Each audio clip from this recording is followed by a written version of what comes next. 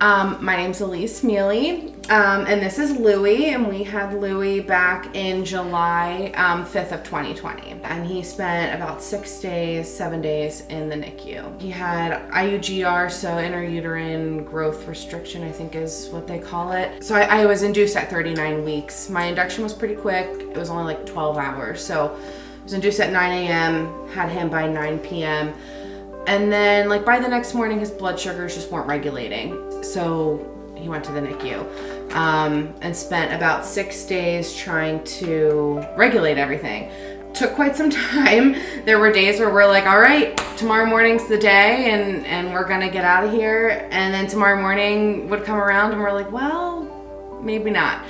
But the staff there was super great. They always made us feel like we were at home, and always kept us very involved in our, treatment with him.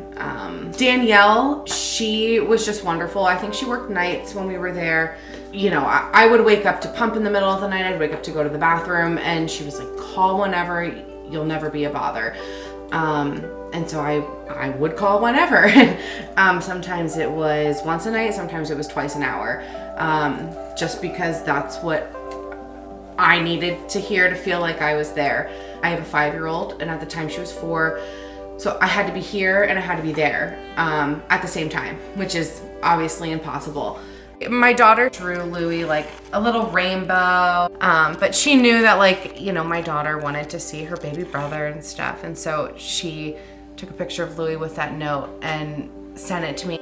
That means the world. It was just so special to get that, and it's still like one of my ultimate favorite pictures. It just felt nice knowing when I wasn't there he was being cared for and loved, and I think that was the most important part.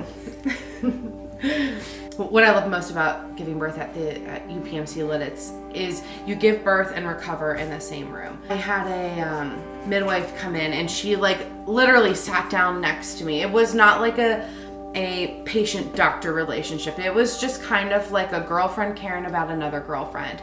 And that was exactly what I needed at that time. I needed somebody to just level with me, just completely embraced me and was like, it is fine.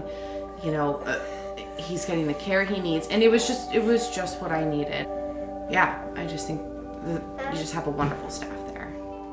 I constantly tell people, if they're looking for a new OB/GYN, to check them out, because the care is great.